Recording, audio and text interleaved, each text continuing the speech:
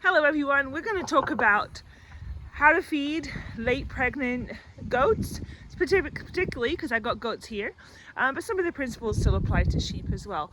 And this is really important because it's going to prevent pregnancy toxemia.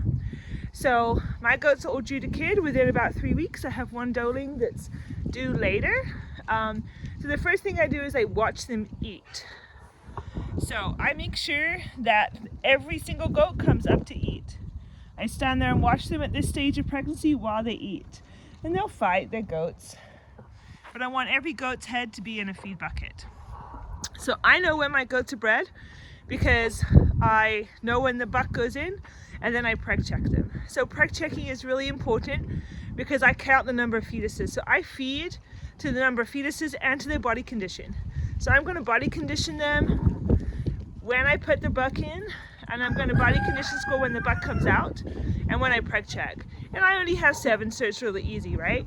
And so my goats at this stage of pregnancy, they all get fed the same. They're getting fed 1.5 pounds a day with 16% protein.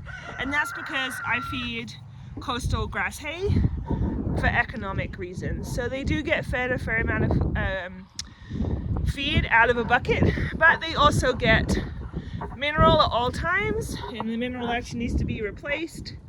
So I'll do that this evening.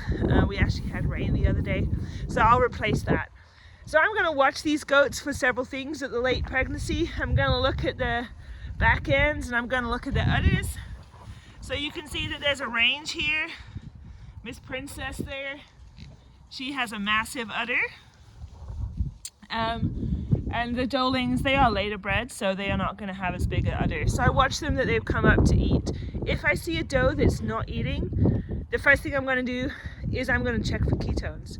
So ketones are the toxins that the body produces when they don't have, when the body is breaking down fats to feed the baby. And this is pregnancy toxemia or twin lamb disease. And those ketones that the body makes to feed the fetus are toxic to the doe or the ewe, and it makes them go off feed, it makes them lie down, eventually it will shut their GI tract down, and eventually it'll be fatal. So pregnancy toxemia is 100% treatable if you catch it early enough. So the instant those does go off feed, we want to supplement them with nutrition. And so I typically pull them out with a friend, and then they'll get fed separate, and I use Nutri-Drench or propylene glycol. So propylene glycol you have to be careful with, you can overdose it, but we need to get that energy back in the fetus, back to the doe to feed the fetus. So there's a whole lot of pregnancy toxemia. If the does are not eating at all, that's the time to call your vet, because once they stop eating and once the rumen shuts down, you're not going to be able to get them back without a lot of help. We can get lots of secondary problems associated with it. We can get some neurological disease, we can get polio associated with it, we can get hypocalcemia, so milk fever in small ruminants that happens before they kid. So those are some top tips. Make sure every day when you feed that they are eating.